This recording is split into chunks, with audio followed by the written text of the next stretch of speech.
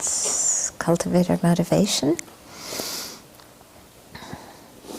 Again, bringing ourselves back to this present moment, to this present precious human life, with all the possibilities it affords us. And then thinking of how our own mind creates so much interference with our Dharma practice. Let's have some compassion for ourselves and wish ourselves to be free from all the afflicted mental states that interfere with happiness, with practice. And in the same way, when we look at other sentient beings, see that just like us, although they want happiness and not suffering, their own minds, which are tormented by the afflictions, create so much problems for them. And so let's have compassion for them, just as we have compassion for us, ourselves, and wish everybody else to be free of all of their dukkha. But wishing this isn't enough. We have to act. We have to do something. And so with this compassion for ourselves and compassion for others, we practice the path to purify our mind completely from all obstacles and attain the state of full enlightenment. Because then we can really be of the greatest benefit. So set that as your long-term motivation that you have towards every living being, whether you like them or don't, whether they like you or don't, whether they're humans or insects or who knows what.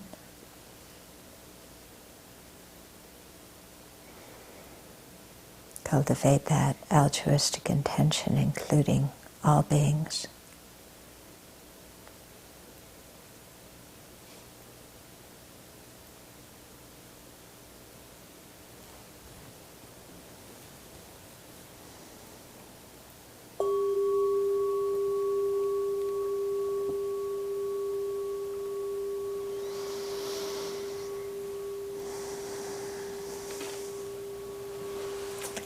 Okay, so we've been talking about the 4 establishments of mindfulness, and we're on the second one, establishing mindfulness on feelings.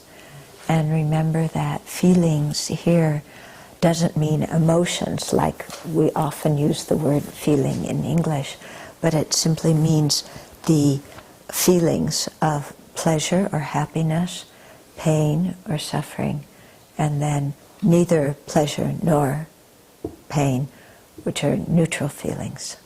Okay? And that these feelings can be physical or mental. So, and the feelings are the nature of experience. We really experience them. And so we were going to be looking at our feelings this last week and see how dominated we are by reactivity to our feelings. Yeah? The moment we don't feel well, our body doesn't feel well, okay? So there's some kind of physical unpleasant sensation. Then how does our mind react to that? Yeah? It instantly generates aversion. I can't stand this. This isn't fair. I have to stop it at all costs. And so all of our fortitude completely goes down the drain, you know, just because the slightest thing is disturbing us, let alone really big sufferings. And then we're just overwhelmed by, you know, I've got to get rid of this feeling. Yeah? And then we do actions to get rid of that feeling. And the more desperate we are to get rid of the feeling, the more inconsiderate our actions are to those around us.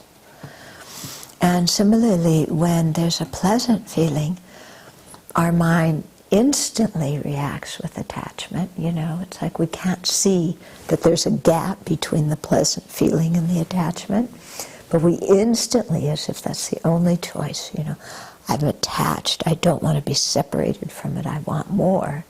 And then that affliction propels more actions,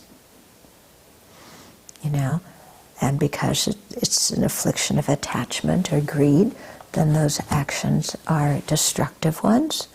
We create destructive karma, which creates more problems for ourselves. As if the greedy mind wasn't painful enough. Yeah. Okay? So to really be mindful of the feelings, you know, involves really stopping and looking at, you know, identifying the feeling and identifying the reaction and seeing that there is actually potentially a gap between them, you know, that we aren't hardwired to be so reactive. Okay? But when we aren't mindful of the feelings, then the feeling comes, the reaction follows in the next moment, and off we go. And then we wonder why we have problems. Yeah? When you look back in your life at problems you've had with other people, or just problems with yourself, or problems in your life, you know, would you say that those problems had to do with reactions to feelings that you were experiencing? In other words, if there weren't that unpleasant feeling, or there weren't that pleasant feeling, would that whole problem have come about? Or even if there were those feelings, if we hadn't been so reactive to them, would that problem have come about? No, you know, we're just so reactive. And you can see how we're really grasping at true existence in all of this reactivity, because the feeling appears to us so inherently existent, and the stronger the feeling is, the more inherent existent it seems. You know, so, you know, as soon as we label something painful, then we react to it that way. Whereas actually, what we call painful is just, you know, it's a sliding scale. Compared to something else, what we call painful could be called pleasurable. Couldn't it? If you had broken your leg and were in excruciating pain, and somebody pricked your finger with a pin, would you call that pinprick painful? At that moment, no. No, you wouldn't call that painful. It wouldn't appear to you as painful.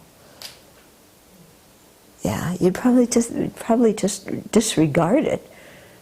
Yeah, so we can see, you know, that the feelings are something that's merely labeled. But as soon as we label something, we become very reactive to it.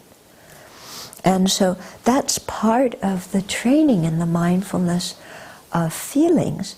Is, for example, when our body hurts, instead of instantly the mind going into, I can't stand this, I've got to get rid of it, to stop and just feel the feeling, and even ask ourselves, why do I consider this pain? What is painful about this physical sensation? You know, my tactile consciousness is experiencing an object right now. Why do I call that experience pain? Or similarly, when you know, you say, oh, this feels so good, to stop and just say, the tactile consciousness is experiencing, you know, an object. Why do I call this feeling pleasant? And to just sit there and focus on the feeling. And why do I call this pleasant? it's very interesting when we really get there, because then sometimes we can see that what we call pleasant actually is not really so pleasant.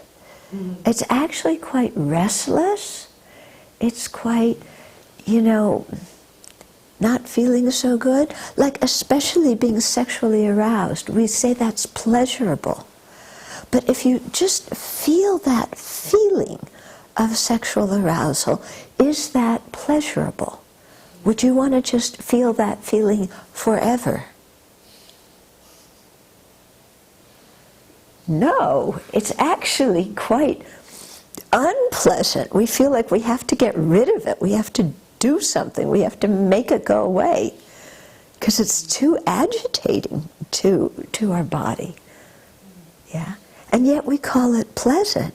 But if we were faced with experiencing it a long time, blech, So it's interesting to just watch that. Why do I call this pleasant? It's not pleasant. Yeah?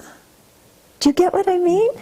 But you have to really stop here and just isolate it without letting the attachment come in. Because as soon as the attachment comes in, we're gone. Okay? But just, what we call painful, what we call pleasurable on a physical level, just, why do we call that pain and pleasure? And same thing on a mental level, when we say, I feel down, we'll just sit there, and what is the feeling of feeling down? What does it feel like? And when you isolate that feeling, why do I call this unpleasant?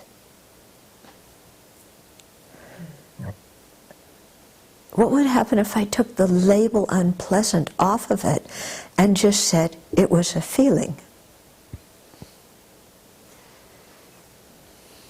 Do you get what I mean? Yeah? Whereas when we just are grasping at it as truly existent, and it's like, oh, I feel down, I feel rotten, ooh, this is terrible, the whole world's not treating me right, and we're off and running on our novel. Not just our story, it's become a whole novel at this point. Okay? So, in the mindfulness of feelings, we want to observe what are the causes of the feelings. Okay? And so we usually think the external object is the cause of the feeling.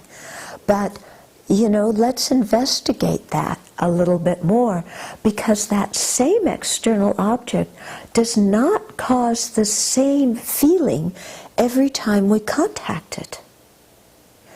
So doesn't the arisal of feeling have to do with other conditions in our environment? And doesn't the arisal of feeling also have to do with our karma? Because we could be in the same situation as somebody else, and one person experiences it as pleasurable, the other as painful. Why? Okay, what are the causes for this? So to watch not just the external object, but the other external conditions, the internal conditions of what we've been thinking about or feeling, and the factor of karma. What karma is ripening at this moment that is influencing the feeling that is being experienced. And then, if we're having a feeling that's unpleasant, to say, this is produced by karma. And then instead of saying, I can't stand it, say, it's good. Now that karma's ripening and finishing.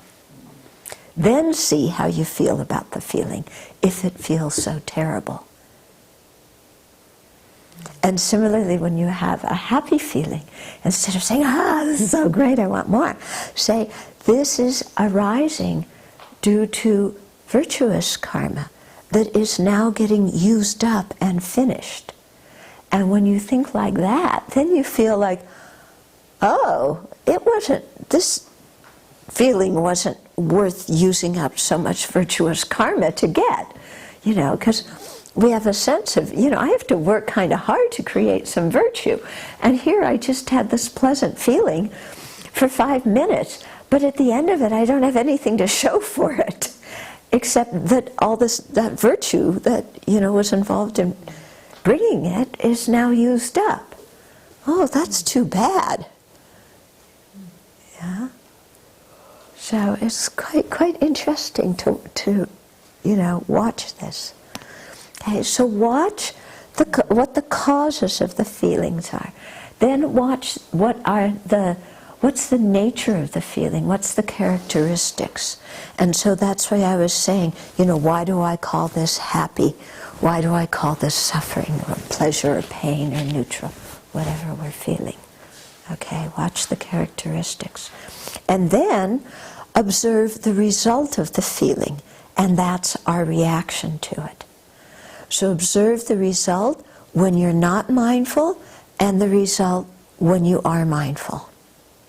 What's the result of the feeling when you don't practice thought training?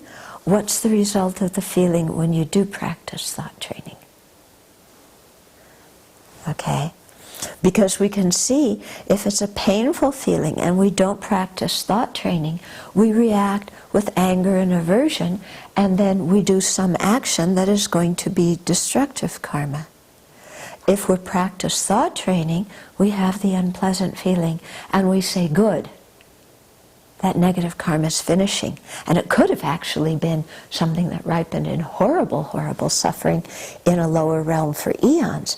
So I'm quite happy this experience happened. And then when you think like that, you don't do any kind of destructive action afterwards. And your thought itself becomes Dharma practice, it becomes virtue. And your mind becomes peaceful in confront of the situation. So look and see, what are the results of feelings? And here is, there's not an automatic result of feeling, it's depending on other factors, like whether we are practicing at that moment.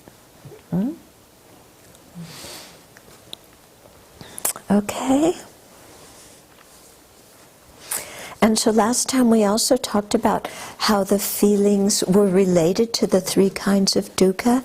Painful feelings were the dukkha of pain. Pleasurable feelings in cyclic existence were the changeable dukkha. And neutral feelings were the pervasive compounded dukkha. Okay. So one of the results of feelings is that it generates craving. So in the 12 links of dependent origination, feeling is the 7th link, craving is the 8th link. So there's 3 kinds of craving that are experienced during the course of our lifetime. Although we often explain the 12 links in terms of producing rebirths, it's also helpful to look at them as producing, as interactive during our life too. Okay? So the feelings cause 3 different kinds of cravings throughout our lifetime. So I'll list them and then go back and explain them. So the first is the craving for sense pleasure, and the second is the craving to be free from painful feelings, and the third is the craving for existence. Okay, so the craving for sense pleasure. So this is, pleasures through our 5 physical senses and also through the mental sense.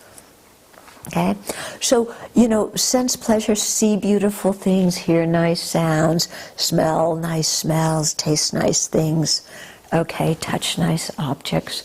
Yeah, so that's one way that we experience the pleasure or pain. And then, which, relate to the 8 worldly concerns, remember? And then we react to them with attachment or aversion. Okay? But And so actually this brings in the second one, which is craving to be free from painful feelings. But we also, it's not just the raw physical sensations we're reacting to, but when we think about that sensation, about that experience, it brings us a pleasant or unpleasant feeling. Okay? When you think about being with somebody who you really get along with well, and having a wonderful conversation with them, even though that person isn't here, you experience a pleasant feeling in your mind, don't you? Okay? So that's with the mental consciousness, but still it's indirectly related to the sense objects, because the conversation with our friend involves seeing the friend, hearing their voice, maybe touching them or whatever. Okay? So to see how things don't just end with some kind of physical sensation, but we go on to think about it. And that causes us other feelings and more reactions, and so on. Okay? And so we may crave the physical sensation, but often we are craving the mental feeling as well. Okay? Because I was thinking about it, like when you pet one of the kitties, okay? So there's a pleasant physical sensation of touching their fur, yeah? But then there's a pleasant mental sensation of feeling like there's another living being that you are in contact with and sharing, some closeness with. Isn't it? Yeah? And even though you're just petting the animal, it's very different than stroking the carpet, isn't it? You wouldn't stroke the carpet and feel connected to a living being. When you stroke the cat, you feel connected to a living being. Yeah? So that brings a feeling of mental pleasure. Doesn't it? So the physical pleasure and the mental pleasure are distinct things, but they're also related. And it's also depending on our conception, because like I said, we wouldn't get the same feeling if we were if we were stroking, just the skin of a cat. Like, you've been in houses with sheepskin. Yeah? Is touching the sheepskin the same as touching a sheep? Very different. Yeah? Very different. So you can see that there's some other conceptualization or something involved. It's not just the physical sensation that makes you feel good when you're, petting the sheep or petting the cat or whatever. Okay? So there's some conceptualization going on too. Okay. So, this craving, this first one, the craving for sense pleasure, okay, we don't want to be separated from the attractive and pleasurable feelings and the objects and people that seem to cause them or that are associated with them. Okay? So if you hear, well, even like when somebody praises us, we're just hearing the raw sense data of sound. Changing it into praise and feeling good about that all involves the mental consciousness. Yeah, that's not the ear consciousness, that's all the mental consciousness. Okay? And so the mental consciousness takes over, and then, these are pleasant sounds. Not just pleasant sounds, the meaning is pleasant. Yeah? Even if the person's voice is not such a nice voice to listen to, if they say, I love you and you're wonderful and you're talented and gorgeous and blah, blah, blah, oh, yes, it becomes very nice. And then the mind doesn't want to be separated from the feeling or from the person that seems to be the cause that generates that feeling. and thus attachment arises. And what's interesting is our first attachment is actually for the pleasurable feeling, but we get so confused that we instantly switch it onto the person. Whereas it really isn't for the person, it's for the mental feeling that we're experiencing. Because if at that moment we're feeling like the happiness comes from that person, so we don't want to be separated from that person. But if that were really the case, then that same person could never cause us pain. But that person 5 minutes from now can easily cause us pain, as we've all experienced. Yeah? So you can see that the instant, attachment is for the feeling. But we get the object and the feeling confused, thinking that the feeling comes from the object, and get attached to the object. And the same goes when we have an unpleasant feeling. We think it was, coming from the other person themselves. And therefore we don't like that other person. Whereas, the sound itself, the sound actually may have been pleasant, but the meaning, when we thought about it, was unpleasant. And then we say to ourselves, they did this deliberately to harm me, I know it. And then, for some reason, that acts as a justification for us to get mad. Which is very interesting. Why does somebody deliberately harming us justify our getting mad? We think it does. We think if they didn't deliberately harm me and I misunderstood, then that's not a justification to get mad. But if they deliberately harm me, I am very justified in being beep, beep, beep. Okay? But why? We're using some kind of reasoning and logic there. Why? Yeah? Why, if they did it deliberately, does that mean it's fine to get angry, and that our getting angry is good? Why? No? And so this is the letter I was telling you about at the BBC today. I'm going to go off on a tangent a little bit. About one of the inmates who I've known for a number of years.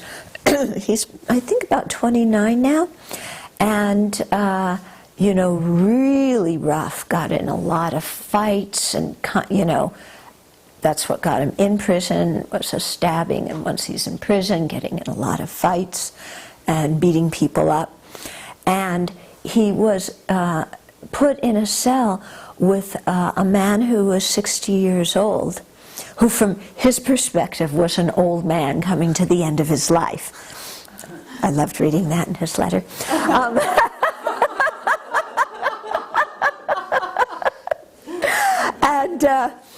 And somebody that other people consider psychotic. And this man somehow had heard about Ken's reputation for being, really violent, and was saying, was clearly scared of him, and was saying, okay, I'm not afraid of you, but if you want to fight, I'm going to fight you, I'm going to fight you, he was saying to Ken. And Ken said, but why should I fight you? And then, the man would go, well, you're just, I don't like the way, the TV programs you watch, and I don't like the way you're walking, I don't like this, and I don't like that. And Ken said, well, that's reasons for you to fight me, but why should I fight you? And so this went on over a period of time, because the man kept getting really angry at Ken and threatening him and everything. But Ken, he's really changing by practicing the Dharma, because he started to tease that apart and said, okay, that's a reason for you to fight me, but what reason should I have to fight you? And, because our usual thing is, if somebody wants to fight me, if somebody's insulting me, that's reason enough for me to fight them. But Ken was stopping that and questioning that and saying, you know, your reason for fighting me and my reason for fighting you are totally different. And I can't see any good reason why I should get involved in a fight with you. Isn't that interesting? So it's the same thing that I'm talking about here. Instead of just somebody insult me, that means I can be mad and fight with them verbally, you know, to stop it and say, okay, you know, even if you're doing it deliberately, why should I get upset about that? Why? Why is that a reason for me to get upset? And then want to blame you and torment you and ostracize you and kick you out of my circle of dear people and blah blah. It's a good question, isn't it? But you know, we just work on automatic so much. Unpleasant feeling, you know, they did it deliberately, anger is justified, my negative action is a positive one. Okay, that's why we're under the influence of ignorance, because we think like that. Okay? So, yeah, this first craving, not to be separated from attractive and pleasurable feelings and the object and people that are associated with them. Okay?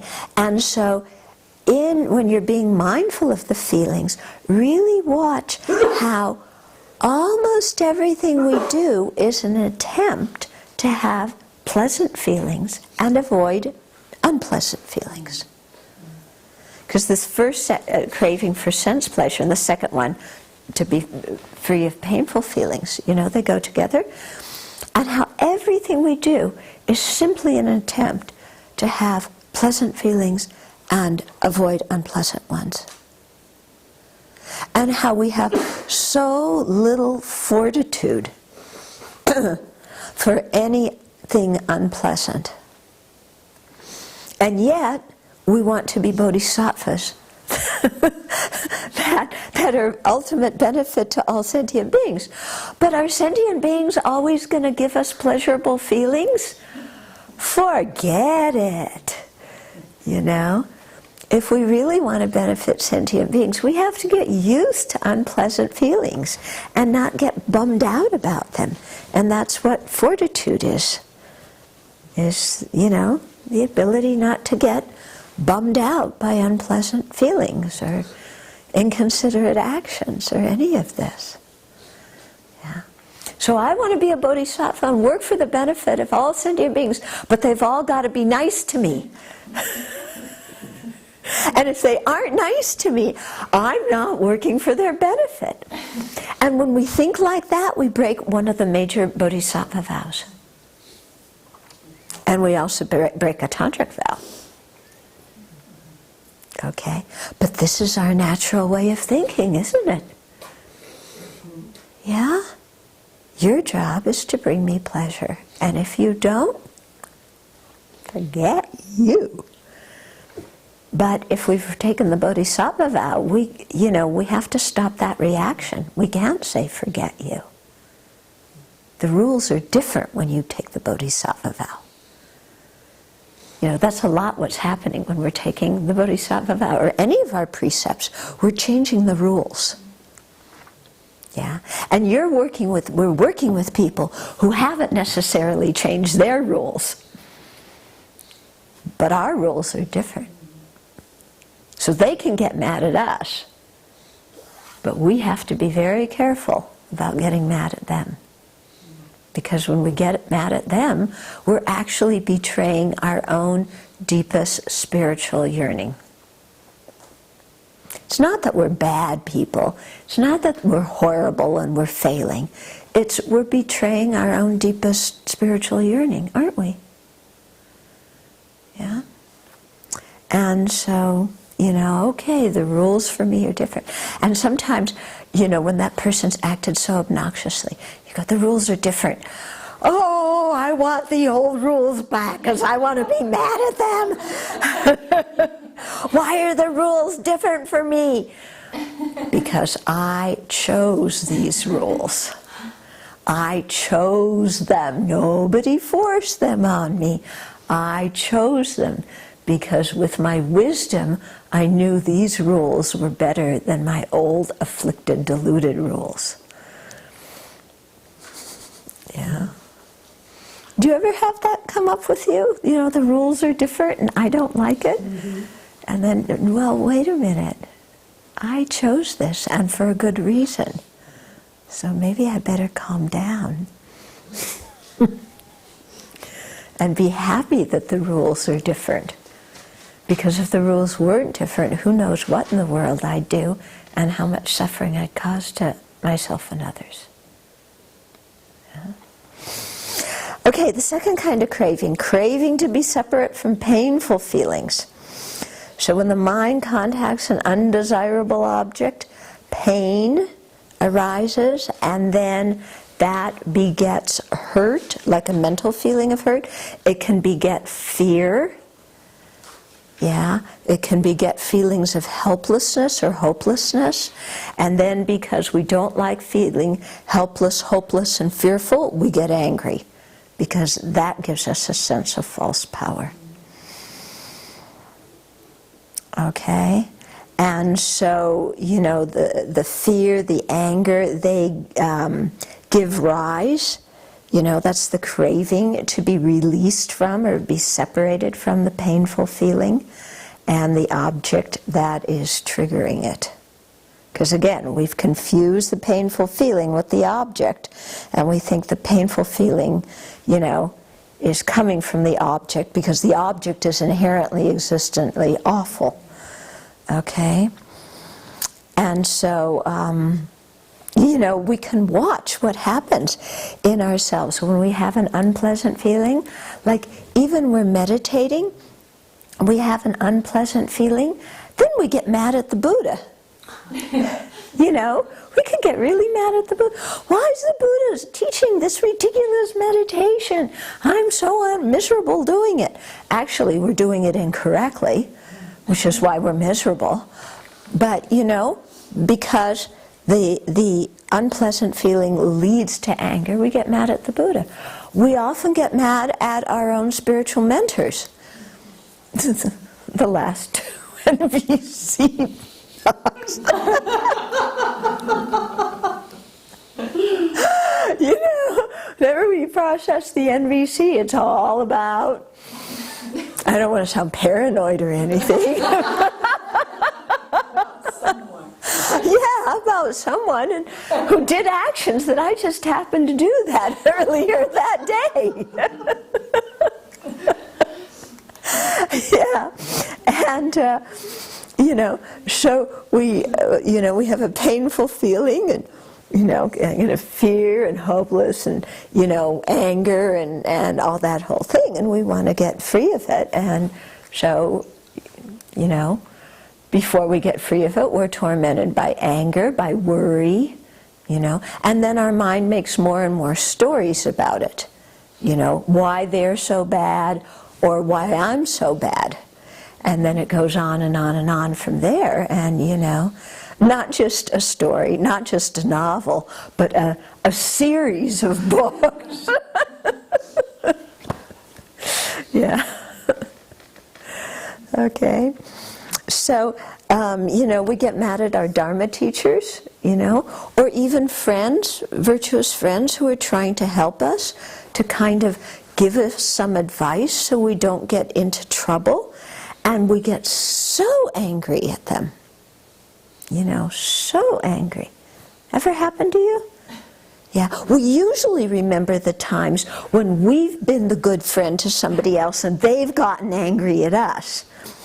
But we need to also look at the times where other people have tried to help us and we've just gotten extraordinarily angry and upset with them because we had some kind of unpleasant feeling. Yeah?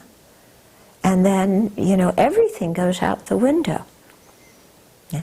I mean, even think when we were little kids and our parents were trying to guide us and teach us, you know, to be adults who fit into society. And all we saw was, you know, painful feelings, and they're trying to harm me because they won't let me do what I want. But actually, they're trying to discipline us with some feeling of compassion because they want us to be able to function in society without being brats. But we can't see this, and we get horrifically angry at them. Okay? So, all this anger, this whole source, is in physical and mental painful feelings.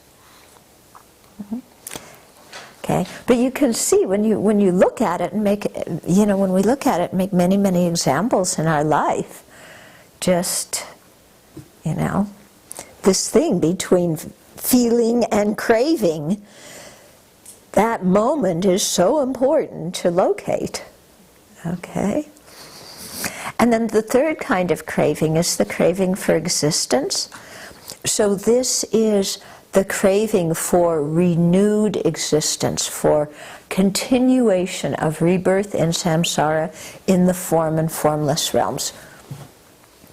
Specifically in the fourth jhana and in the formless realms, where there is neutral feeling.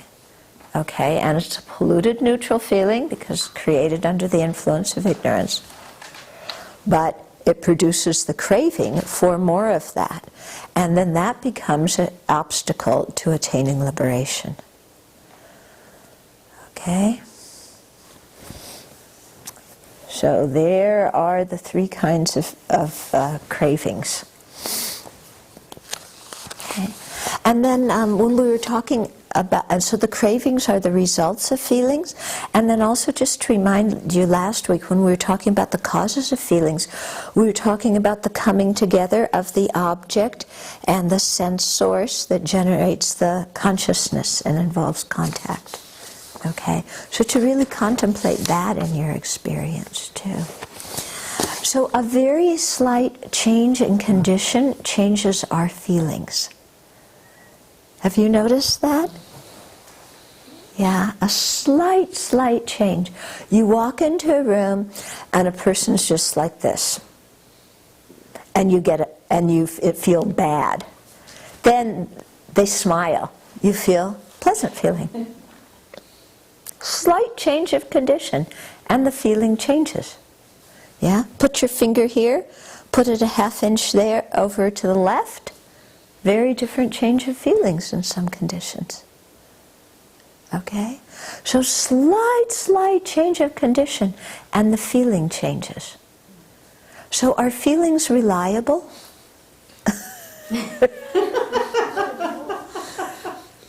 Are they reliable? Are they substantial? Some small thing changes, the whole feeling changes.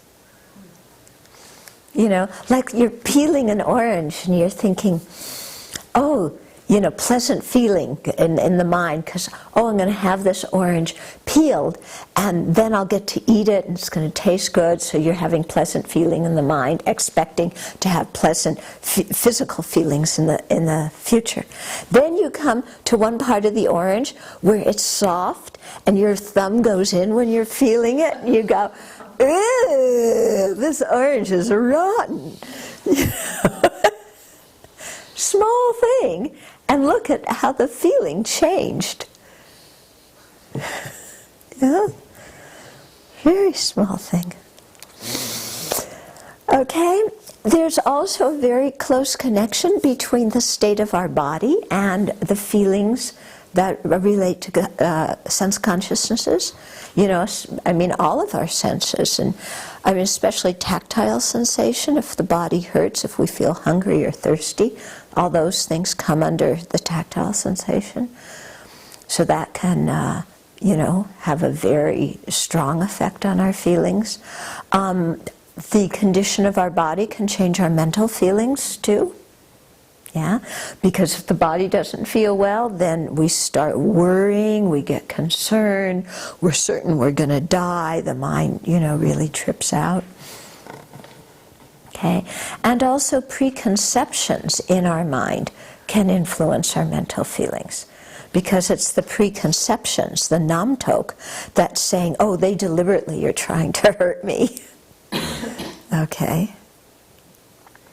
Or they're deliberately trying to help me because they care so much about me. Maybe they're deliberately trying to help me so they can manipulate, but we don't care about that. We just like the pleasant feeling. So we describe it, oh, because they want to help. Okay, so that's one of the things we're supposed to do regarding feelings. Look at their cause, look at their characteristics, look at their result. Okay. A second thing that is involved with mindfulness of the feelings is contemplating the disadvantages of those kinds of feelings. Okay. And so think of how those feelings are a source of problems for us in that they induce those three kinds of cravings. So the pleasant feelings are problematic. They induce the craving for sense pleasure, which leads to other things, that lead to difficulties. Unpleasant feelings lead to the craving to be free from painful feelings, which lead to other problems for us. Neutral feelings lead to the, craving either for them not to deteriorate, if we have neutral feelings in the desire realm, or for continuation of them in samsara, if we're born in the, formless realm, and how that causes us problems.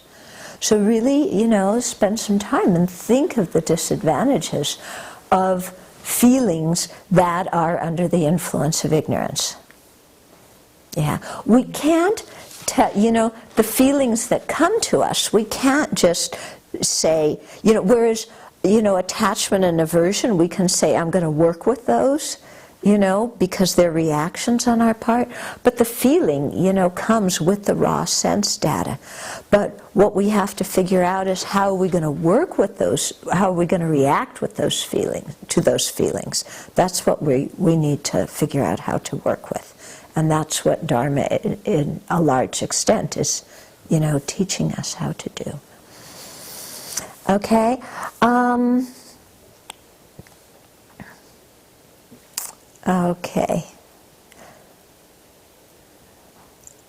Okay. Going back a little, but by understanding feelings, we understand the craving that the feelings cause, and the craving that instigates us to act, and we begin to see that ignorance is the underlying cause of suffering. Okay? Because we see that the feelings arise due to ignorance, due in part to the karma we created in the previous time. The craving is deeply involved with ignorance, isn't it? Grasping at true existence. That creates other actions which are again polluted by ignorance. So we really get a sense of how ignorance is the cause of our dukkha. So in this way, mindfulness of the feelings helps us understand the true origin of dukkha. Remember, each of the four mindfulness, four establishments were related to one of the Four Noble Truths. So mindfulness of the body helped us understand true dukkha. Mindfulness of feelings helps us understand the origin of dukkha, because we begin to understand craving and ignorance. Okay? And then mindfulness of the mind helps us to understand true cessations. Mindfulness of phenomena helps us understand the true path. Okay? Now, we talked about feelings producing craving. Craving also produces clinging. Feelings is the seventh link, craving is the eighth, clinging is the ninth. Okay? So here there's four kinds of clinging. So I'll list them and then we'll go through them. First is clinging to desirable objects. So you can see right away that this goes together with the first kind of craving, which is the craving for sense pleasure. Then clinging to the view, and here view means wrong views. Clinging to wrong views. 3 is clinging to bad ethics and modes of conduct. The Theravadas sometimes translate this as clinging to rites and rituals. but I'll explain the meaning. And fourth is clinging to the self, and that's the view of self. So the second, clinging to the views, are all wrong views except the view of the self, which is the fourth clinging. Fourth, clinging to the self. Okay. So let's look at these four kinds of clinging that come up after the three kinds of craving that come up after the feelings. Okay, so craving is the attachment to the pleasure of feelings. Based on this, clinging arises, and clinging often focuses more on the source of the feeling. Okay, so the way I described it before, that the craving, it was for the feeling and the object, but it seems like, and that's true, but the clinging kind of really goes to the object more than the feeling. So it's like you taste honey, you experience pleasure, you crave for that nice feeling, and then you get attached to the honey itself. You cling to the honey. Okay, because that appears to us to be an inherent cause of the pleasant feelings. So clinging is similar to craving. They're both forms of attachment, but it's more intense than craving. Okay, then the second kind of clinging is clinging to the view, and here it means wrong views. So here you have a sense of pleasure or a sense of satisfaction from holding wrong views. So maybe you say you have a wrong view, a stubborn wrong view. You've made up your mind. There's absolutely no rebirth. There's no cause and effect. So these are very nihilistic views. But your mind feels a certain sense of satisfaction from that. Maybe even pride. I'm not one of those dumb people that believe in a religion. Yeah. I'm free of, the stupidity involved in religion, such as, believing there's rebirth, believing there's ethical dimensions to our actions. So there's a feeling of pleasure from that wrong view. So that's pleasure, regarding a nihilistic view. Then, in terms of the absolutist views, we can also derive a feeling of pleasure for that. We have a feeling that there is a supreme being that is always there for us, or there is a universal consciousness that is all-embracing, or there's a permanent soul, we're never going to die and disappear because there's a permanent soul, something that's really me. So that gives a certain sense of mental pleasure, and then that leads to clinging to the view. Okay? And so we cling to this pleasant feeling of satisfaction and cling to the view. And like I said before, here views are all the wrong views except the view of the self, which falls under the fourth clinging. Okay. Now, there's an interesting question that arises, and His Holiness brought it up. What about if you're studying Nagarjuna's views and you really like them and you have a sense of pleasure from Nagarjuna's views and you have some kind of attachment to them, you really like them much better than some of these nihilistic views? Or His Holiness said, what about, you're a monastic and you derive a sense of pleasure from that, and maybe you get a little bit attached to being a monastic. Not arrogant or anything, but attached to it. Is that this kind of clinging to the view? Is this something that should be abandoned? Yeah? We're ignorant beings, so, when we experience pleasure, doesn't it give rise to craving and clinging? Aren't they all under the influence of ignorance? Aren't they all things to be abandoned? Maybe in the long term, the ignorant part of it is. But His Holiness was saying that, that there's a big difference between this kind of attachment and being attached to objects of desire. because being a monastic and Nagarjuna's views on reality are the antidotes to attachment. Okay? So, whereas wrong views nourish afflictions and harmful behavior, if you're attached to being a monastic or attached to Nagarjuna's views, that's going to actually, in the long term, encourage your practice and nourish your virtuous behavior. And there might be a tinge of attachment there that needs to kind of be calmed down. But basically, what you're doing is leading you on the right track. So I think this is, and also those, those kinds of quote attachment give you the possibility to overcome ignorance, whereas attachment to wrong views, when we have that, there's no possibility of overcoming ignorance. Okay, so there's a big difference between this. And this comes up a lot, especially with new people. They say, well, don't you get attached to being, enlightenment? Or what about desiring enlightenment? Isn't that a form of craving? Isn't that a form of clinging? New people ask this a lot. And, we really have to differentiate, craving, clinging, and the negative form of desire from positive aspiration and attraction that is based on good reasoning. These things are very, very different. So we shouldn't think that attraction to something is necessarily attachment to it.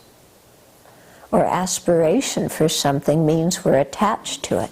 Because if we have that view, then it seems like all Buddhists to attain nirvana should just be bumps on the log, with no preferences, nothing, But that's certainly not the case, is it? You have to be very active, proactive, to attain spiritual realizations. Okay, so we've done 2 of the 4 kinds of clinging. We'll continue with the rest later. If there's a couple of questions, we can talk about them now.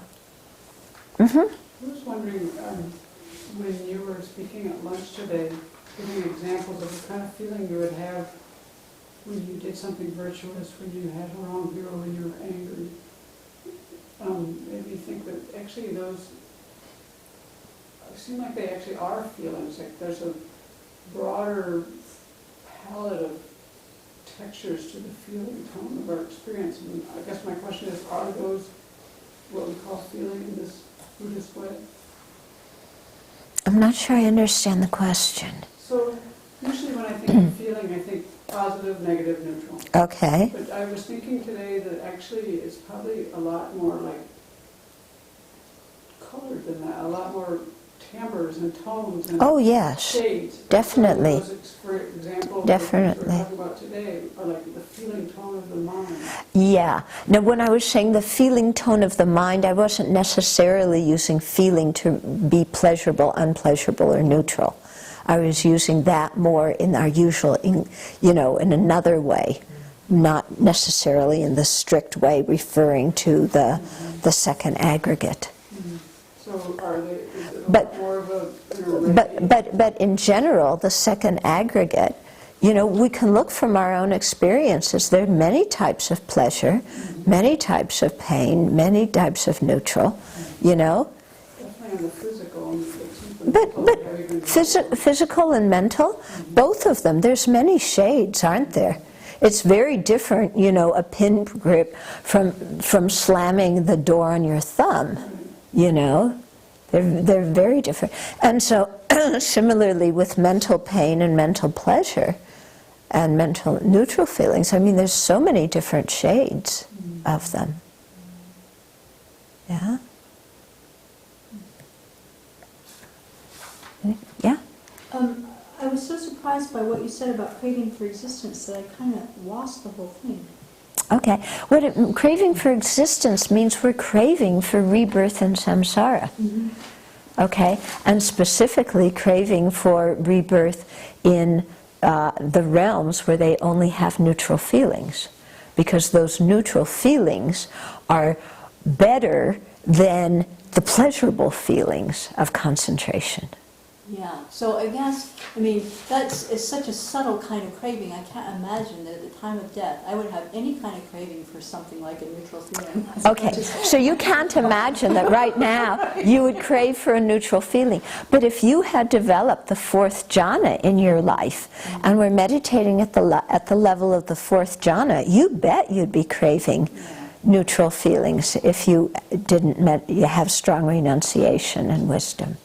So it includes all the way up to that level of subtlety. That's that phrase, craving for existence. Yeah. Yeah, okay. Yeah, but it's especially emphasizing the subtlety of the neutral feelings. Okay? Yeah.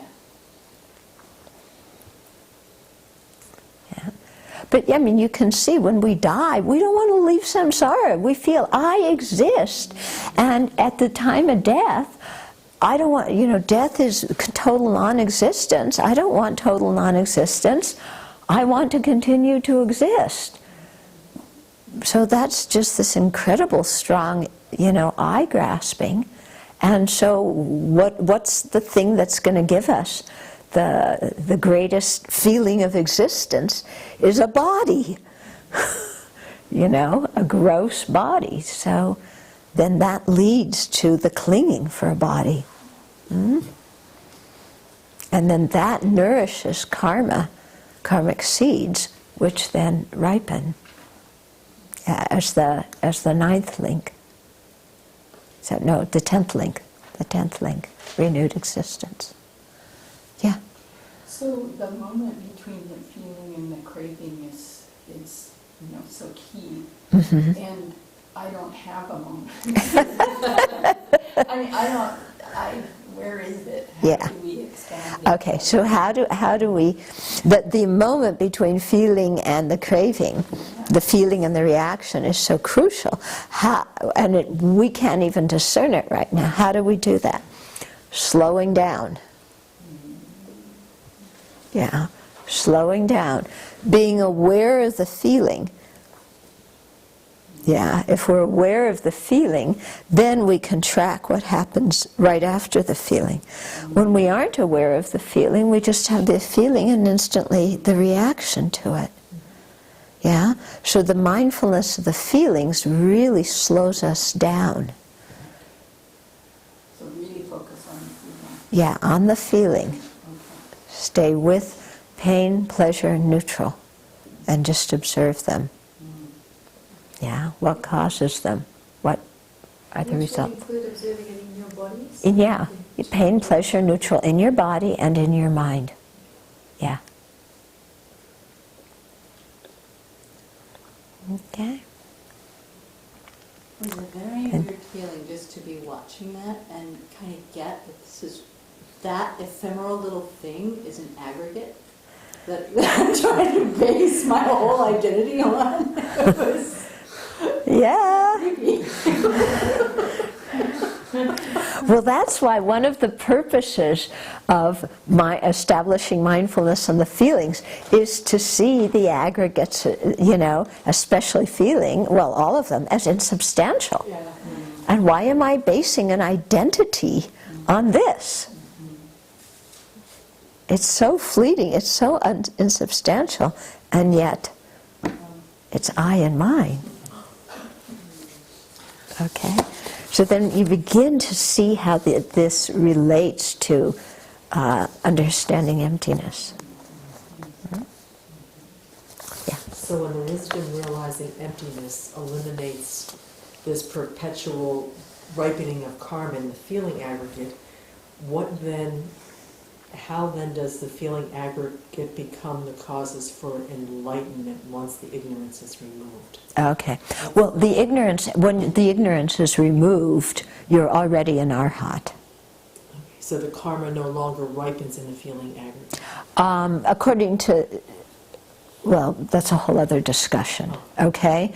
But when, even if arhats, for example, have an unpleasant feeling, they're not going to react to it in an ignorant way because they don't have any ignorance, they don't have any craving. Okay? So arhats may still have unpleasant feelings. Bodhisattvas, they say, because of their virtue, the Arya Bodhisattvas, because of their merit, because of their wisdom, they don't have, painful feelings, seems like. So the Okay. responses to the feeling aggregate then become the bodhicitta motivation to propel the virtuous states of Yeah, mind that I mean, you can still have, but Buddhas have the 5 aggregates. According to the Theravada, they don't, but according to the Mahayana, they do have the 5 aggregates. So Buddhas have feelings. Yeah, Buddha experiences bliss. Yeah, so. And then when he comes, so in response to that feeling then, that's where the enlightened activity Comes from, yeah. Because I'm just trying to think way in the future, instead of having the knee-jerk reaction, what will be the response to the feeling aggregate once the karma stops propelling this? Yeah, it's going to depend on different levels of the path you're at. How you respond to the feeling aggregate will depend at what level on the path you're at, which path you're following, and so on. Yeah. Okay.